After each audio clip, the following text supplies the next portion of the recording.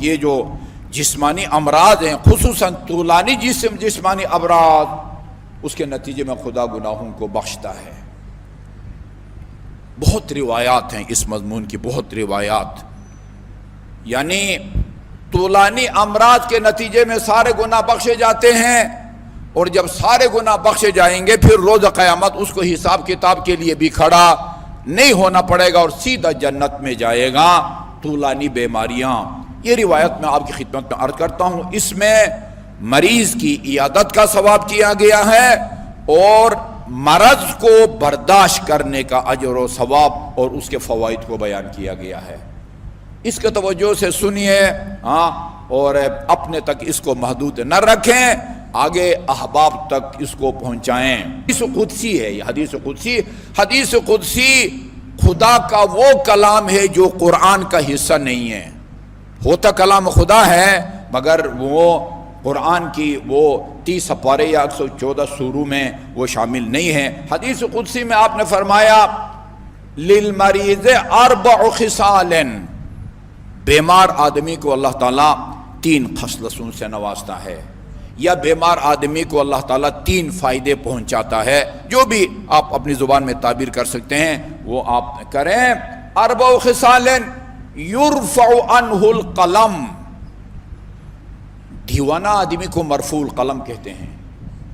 مرفوع القلم کا مطلب کیا ہوتا ہے؟ فرشتے اس کے گناہ نہیں لکھتے۔ دیوانہ آدمی وہ خدا کے بارگاہ میں جواب دہ نہیں ہوتا، اس لیے کہتا ہے یہ فلانی مرفوع القلم ہے،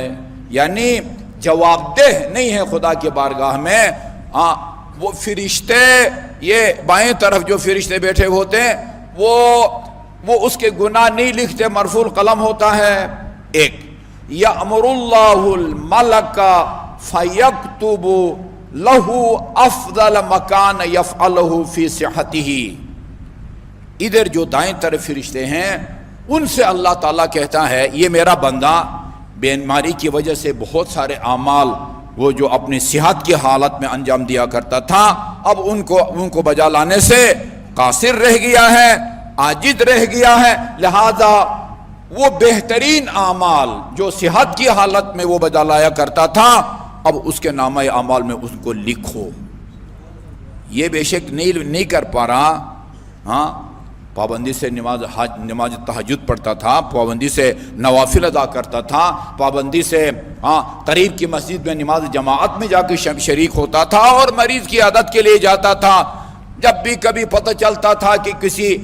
آج کسی مومن کا شب دفن ہے مثلا، اس کے لیے نماز وحشت پڑھا کرتا تھا۔ وہ جس کے لیے انسانی اعضاء کا صحت کی بحالی ضروری ہوتی ہے، وہ بہترین اعمال جو وہ بیمار ہونے سے پہلے انجام دیا کرتا تھا، ان 2 فرشتوں سے خدا فرماتا ہے اس کے نامہ اعمال میں ان نیکیوں کو لکھو، اگرچہ وہ ان کو ابھی بجا نہیں لا سکتا۔ ایک مرتبہ درود بھیجئے محمد اور آل محمد پر۔ ایک بات، اور دوسرا وَيَنْفِي عَنْ كُلِّ عُضْوٍ مِّن جَسَدِهِ مَا عَمِلَهُ مِن ذَنْبِهِ، آدمی ان اعضاء اور بدن کے ذریعے گناہ انجام دیتا ہے، کوئی گناہ ہاتھوں کے ذریعے، کوئی گناہ آنکھوں کے ذریعے، کوئی کانوں کے ذریعے، کوئی زبان کے ذریعے، جی وہ جن اعضاء بدن سے جو گناہ اس سے سرزد ہوئے تھے نفی اللہ تعالیٰ اس سے نفی کر دیتا ہے، مٹا دیتا ہے۔ فَإِن مَاتَ، اسی بیماری کی حالت میں، صحتیاب ہونے سے پہلے ہی بیماری حالت میں اگر دنیا سے رخصت ہو جاتا ہے، اس کو موت واقع ہوتی ہے، مات مغفورا لہ، بخشا ہوا مرتا ہے۔ جب دنیا سے اٹھتا ہے تو اس کے نامہ اعمال میں کوئی برائی باقی نہیں رہتی۔ وَإِنْ عَاشَ مَغْفُورًا لَهُ، زندہ رہے تو بخشا ہوا جیے گا، البتہ گزشتہ گناہ، ایسا نہیں کہ آئندہ کے گناہ بھی نہ لکھے جائیں، نہیں،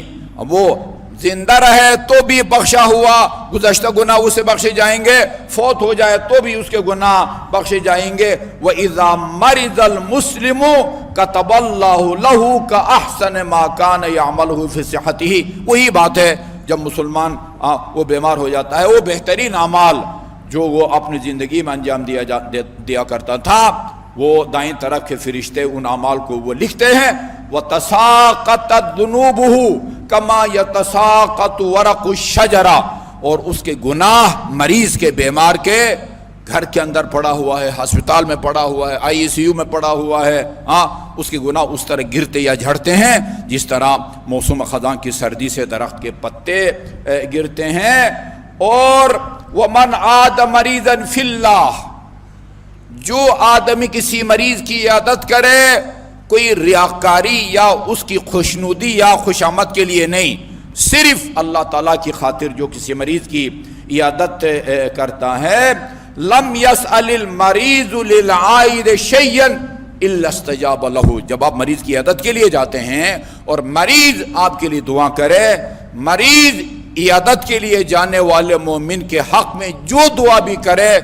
اللہ تعالیٰ مریض کے دعا کو قبول فرماتا ہے۔